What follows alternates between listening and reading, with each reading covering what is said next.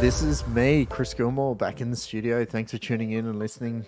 And during our lockdown and stuff like that, I've been watching so much more YouTube videos, and it's just given me a bit more inspiration, and it's given me a lot of time to really just think about the way that we're conducting our business. How can we be more efficient in certain things? So I thought I've done a bit more research and just really been diving into a little bit more, and I come up with a for today's topic on our podcast. This is episode 2010 for 2020 actually, and this one is all about decisions, because lately we've all had so many decisions to make. We all make decisions.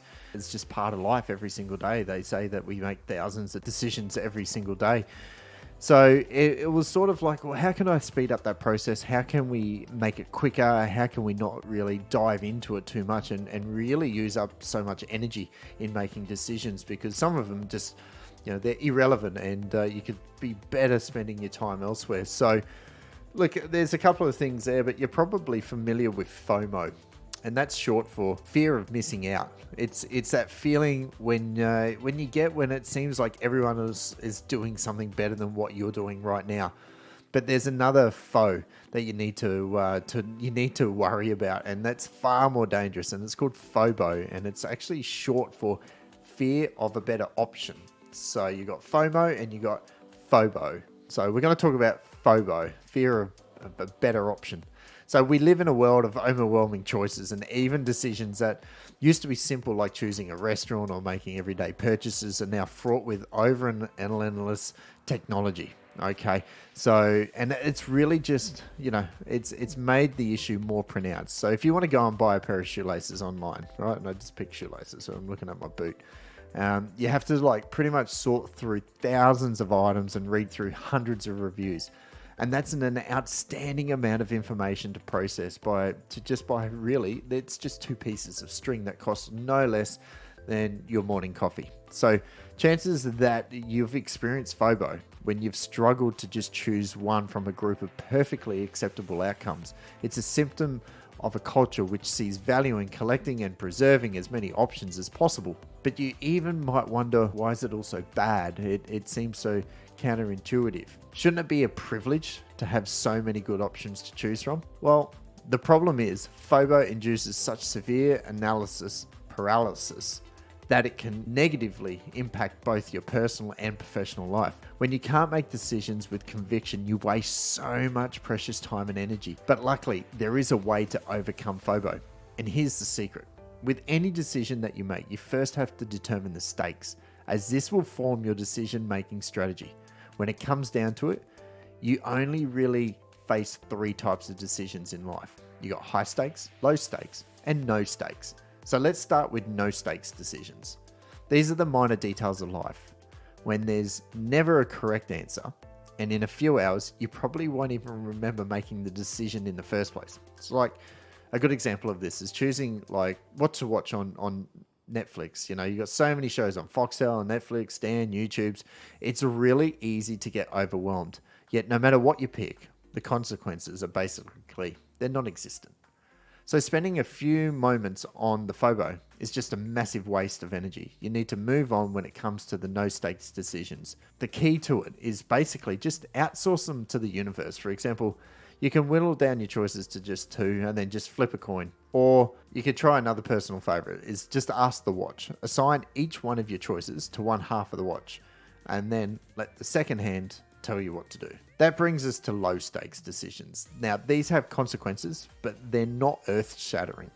And there are plenty of acceptable outcomes. Many routine things like purchasing stationery, booking a hotel, or choosing venues for conferences, that's some of the stuff that I have to do sometimes. But, they're basically, they're low stakes in nature. Some thinking is required, but they're not make or break deliberations, and you probably will forget about them in a couple of weeks anyway. Here you can also outsource the decision making, but you want some critical thinking involved, as there are some stakes. Like this time you'll outsource to a person, so set some basic criteria, someone to present some recommendations, and then take their advice. Now that you've tackled low stakes and no stakes, you've created the time to make high stakes decisions. These are the things like, which car should I purchase? Which piece of real estate should I purchase? Or which job should I take? Since the stakes are high and there are long-term implications, you want to get this decision right before we get to work. Let's establish a few principles around this to guide you through this process. So first, think about what really matters to you and set your criteria accordingly. Second, gather all the relevant facts, making sure you collect data about all of the options so you can be confident that you are truly making an informed decision.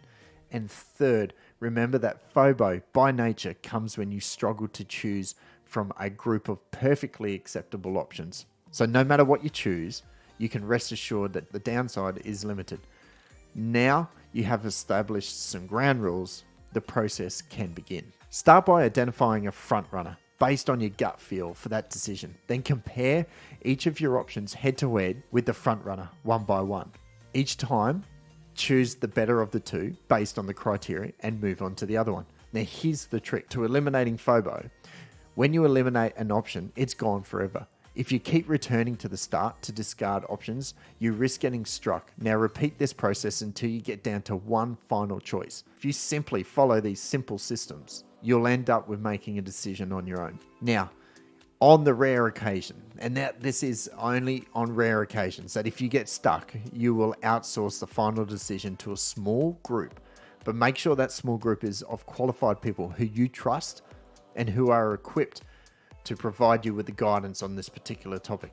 Engage with 5 or less. Ideally, an odd number is always my recommendation. An odd number of people so you have a tiebreaker if you need it. Now, if you've made your choice, one last challenge remains. You have to commit. And I can't promise that you'll ever truly know if you've ever made the perfect decision. But I can tell you this, a significant percentage of people in the world will never have to worry about FOBO. Unlike the billions of people who have few options, if any, due to war, poverty, illness, where they live in any part of the world, you have plenty of opportunities to live decisively. You may not get everything you want, but the mere fact that you get to decide is powerful. In fact, it's a gift. So make the most of it. Worry about the things that you can control. Eliminate the things that you can't control. And stop dwelling on the little things, whether that's in your personal life or in business. Make sure you outsource them. Make sure you just don't really care about them. And if they're high stakes, make sure you've got all the data and process every single bit so you know you can make that right decision.